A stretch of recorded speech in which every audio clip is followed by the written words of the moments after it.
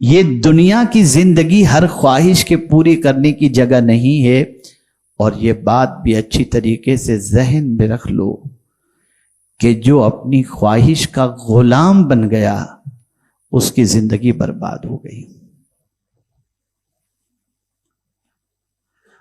اسی لیے کہنے والے نے کہا من قنع جل ومن طمع ذل، جس نے جو کچھ ہے اس پر قناعت اختیار کی اللہ اسے عزت عطا کرتا ہے، اور جس نے لالچ اختیار کی اللہ اسے ذلت عطا کر دیتا ہے۔ تو خواہش، ڈیزائر، بہت ساری خواہشیں، آپ دیکھیں کہ آج جو پوری دنیا میں انسان، خاص طور پر مسلمان، اور اس میں بھی خاص طور پر وہ طبقہ جن کو اللہ عز و جل نے کسی حد تک مال و زر سے نوازا ہے، اللہ اور نوازے، لیکن اگر ان کی خواہشوں کا جائزہ لیجئے تو آپ محسوس کر سکیں گے کہ بہت ساری ایسی خواہشیں ہیں جو خواہشیں انہیں دین سے ہٹا دیتی ہیں۔ اور اسی لیے قرآن نے واضح طور پر کہا وَلَا تَتَّبِعِ الْهَوَىٰ فَيُضِلَّكَ عَنْ سَبِيلِ اللَّهِ، اپنی خواہش کی پیروی مت کرو، خواہش کے غلام مت بن جاؤ، ورنہ یہ تم کو اللہ کے راستے سے بھٹکا دے گی۔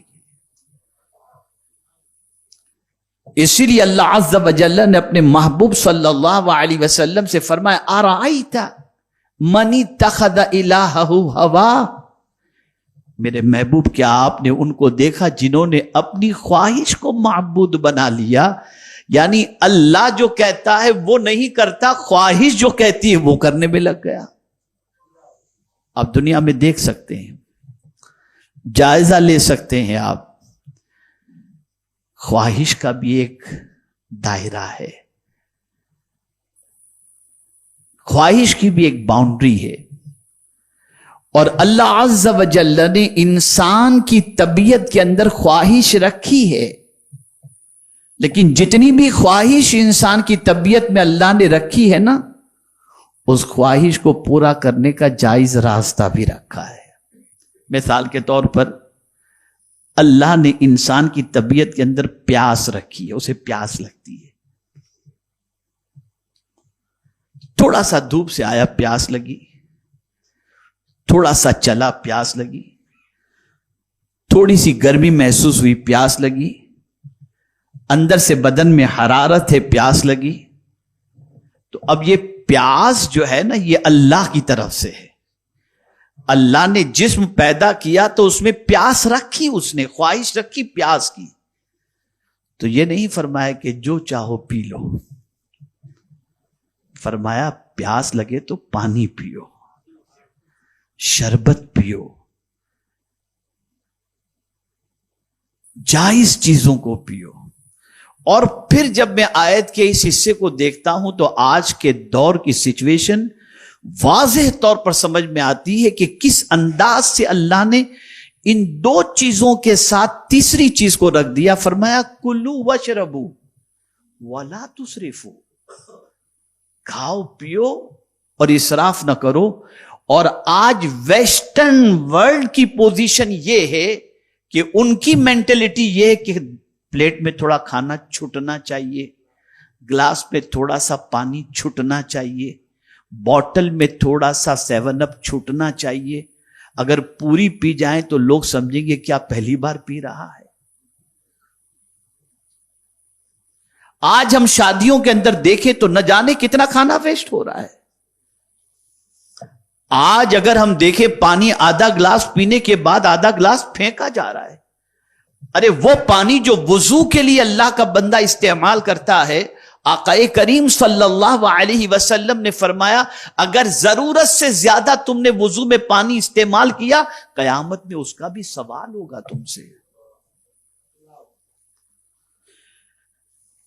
اسلام نے کھانے سے نہیں روکا، پینے سے نہیں روکا، فضول خرچی سے روک دیا۔ ویسٹ مت کرو، ضائع مت کرو۔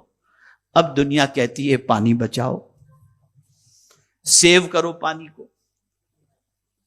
لیکن تم آج کہہ رہے ہو قرآن تو بہت پہلے سے کہہ چکا ہے، رسول اعظم صلی اللہ علیہ وسلم نے بہت پہلے سے فرما دیا ہے۔ تو عرض یہ کر رہا تھا، ڈیزائر، خواہش، پینے کی خواہش آپ کے اندر پیدا ہو تو حلال مشروب پیو، روح افزا پیو، لسی پیو، جوس پیو، کوئی پرابلم کی بات نہیں۔ لیکن آپ بولے مجھے تو پینا ہے اور پھر کچھ اور پینے کے لیے چلے گئے جو حرام ہے، تو اللہ فرمائے گا میرے بندے میں نے تیرے اندر پیاس رکھی اور جائز اتنی چیزیں میں نے تجھے دیں، پھر تو حرام کی طرف کیوں جا رہا ہے؟ تیرے اندر اگر میں نے خواہش پیدا کر کے تیرے لیے جائز راستہ میں نے نہ رکھا ہوتا اور تو اگر حرام کی طرف جاتا تو بات الگ تھی، جب میں نے جائز رکھا ہے تو حرام کی طرف کیوں جا رہا ہے؟ آپ کو بھوک لگے تو قرآن نے کہا کلوا من الطیبات، پاکیزہ چیزوں میں سے کھاؤ، حلال چیزوں میں سے کھاؤ، اس لیے کہ بھوک اللہ نے رکھی ہے، کھانے کی تڑپ اللہ نے رکھی ہے، کھانے کا جذبہ اللہ نے رکھا ہے۔ انسان کو بھوک لگتی ہے، پیاس لگتی ہے، یہ انسان کی خواہش ہے۔ تو عرض یہ کر رہا تھا کہ ہر خواہش کو پوری کرنے کا جائز راستہ اللہ نے عطا فرمایا، اور جب بھی خواہش کی بات آتی ہے تو انسان کے ذہن میں یہ خواہش نہیں آتی کھانے پینے کی، اسے بیوی کی خواہش سمجھ میں آتی ہے، عورت کی خواہش سمجھ میں آتی ہے۔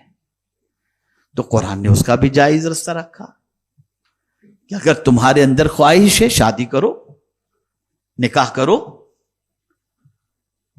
اور پھر اس کی اتنی تاکید میرے آقا صلی اللہ علیہ وسلم نے فرمائی کہ النکاح من سنتی فمن رغب عن سنتی فلیس منی، نکاح میری سنت ہے اور جس نے اس سے بے رغبتی کی وہ میرا ہے ہی نہیں۔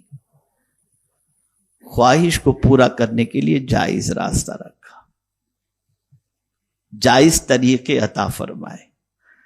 اب اگر کوئی شخص بیوی کے ہوتے ہوئے کہیں اور خواہش پوری کرنے کے لیے جائے، اسے سمجھ لینا چاہیے کہ وہ نفس کا غلام بن چکا ہے اور اللہ کے راستے سے وہ بھٹک جائے گا، وہ گمراہ ہو جائے گا، وہ تباہ ہو جائے گا، وہ برباد ہو جائے گا اگر اس نے وہ راستہ اپنایا جو جائز نہیں ہے۔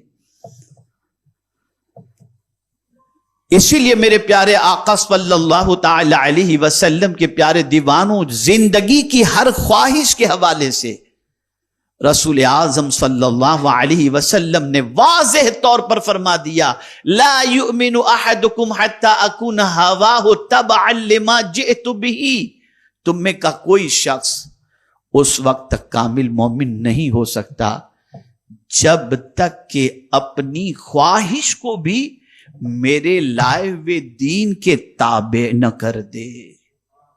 تمہاری خواہش پیدا ہونا، تم دیکھو یہ شریعت کے مطابق تو ہے، یہ اللہ کے راستے سے ہٹا تو نہیں دی، اگر ہٹانے والی ہو تو رک جاؤ، اس کی پیروی مت کرو، لیکن اگر اللہ کے راستے سے نہیں ہٹاتی، جائز خواہش ہے تم پوری کرو۔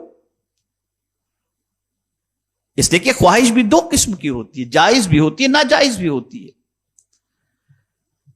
میرے پیارے آقا صلی اللہ علیہ وسلم کے پیارے دیوانوں، تو زندگی گزارنے کی ایک دوسری سسٹم، ایک دوسرا طریقہ یہ ہے، ایک تو انسان جانور سے بدتر زندگی گزارتا ہے کہ حرام کاموں ہی کے اندر اس کی زندگی، دوسرا یہ ہوتا ہے کہ انسان خواہش، وہ چاہتا ہے کہ دنیا میں اس کی ساری خواہشیں پوری ہو جائیں، بنگلو ہو جائے، یہ ہو جائے، وہ ہو جائے، فلاں ہو جائے، ساری چیزیں یہ خواہش ہوتی۔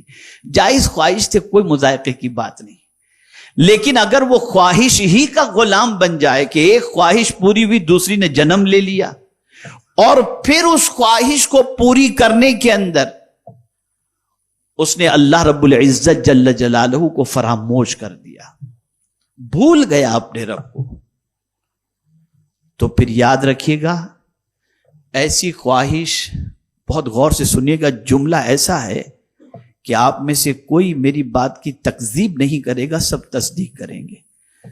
جملہ یہ ہے کہ جو صرف دنیا کی خواہش پوری کرنے میں لگا رہتا ہے، اس کی کچھ خواہشیں تو پوری ہو جاتی ہیں لیکن دل کا سکون ختم ہو جاتا ہے۔ آپ اس کو انکار نہیں کر سکتے، اس کو انکار نہیں کر سکتے۔ بہت کچھ میں آپ کو بتاؤں، فٹ پاتھ پہ سونے والے کو نیند کی ٹیبلٹ نہیں لینی پڑتی، نہیں لینی پڑتی اسے۔ نیند کی ٹیبلٹ تو وہ بندہ رہتا ہے جس کے پاس بنگلو ہے، وہ لیتا ہوگا، اس لیے کہ خواہش کمپٹیشن، وہ اتنا، اس کے پاس اتنا، اس کی یہ آگے نکل گیا، یہ بزنس میں اس کے پاس یہ کار آگے، یہی ساری چیزیں چلتی رہتی ہیں۔ تو ایک زندگی گزارنے کا یہ طریقہ ہے۔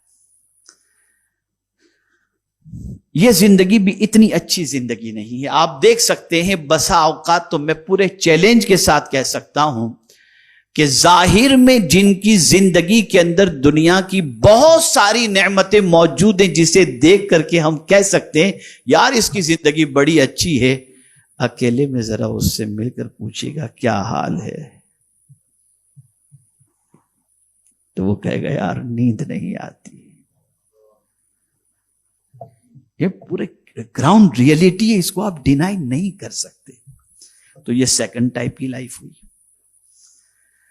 تھرڈ ٹائپ کی لائف ہوتی ہے نیڈ، ضرورت۔ ایک انسان کی مینٹلٹی ہوتی ہے یار میری ضرورت پوری ہو جائے، اس کی ضرورت ہے مکان، اس کو مکان مل گیا، اس کی ضرورت ہے کہ اس کے بچے پڑھ لکھ کر بڑے بن جائیں، وہ بھی پورا ہو گیا۔ اس کی تمنا ہے کہ اس کے بچے اچھے سچے راستے پر چلنے والے ہوں، نام خراب کرنے والے نہ ہوں، یہ بھی ہو گیا۔ اور اسی کے ساتھ اس کی یہ تمنا ہے کہ میری بچیوں کی شادی اچھے گھروں میں ہو جائے، وہ بھی ہو گئی۔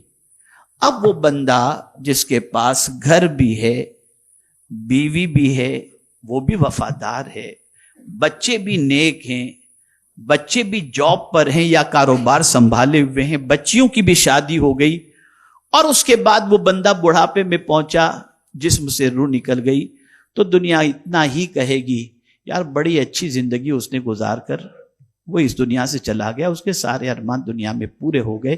لیکن اب میں آ رہا ہوں اصلی بات پر، کیا اس کے جانے سے کسی کو کوئی فرق پڑے گا؟ مجھے جواب دیجئے یار، میں سمجھوں کہ میری بات آپ سمجھ رہے ہیں۔ بچوں کو سیٹل کر دیا اس نے، بظاہر آپ کہتے ہیں اس کی زندگی بڑی اچھی، مکان بھی، بنگلہ بھی، گاڑی بھی، دھندا بھی، ساری چیزیں، سب کچھ، لیکن کیا اس کے جانے سے کسی کو فرق پڑے گا؟ نہیں۔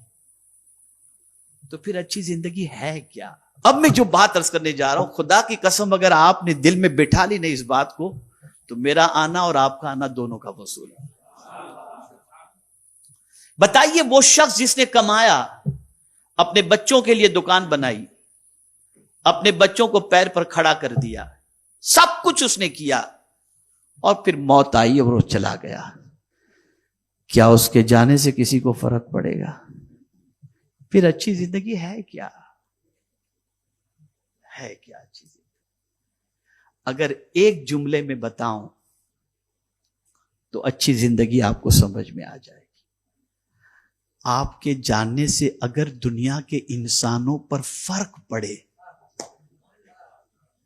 اور آپ کی کمی کو دنیا محسوس کرے، آپ نے ایسی زندگی گزاری، تو وہ ہے اچھی زندگی۔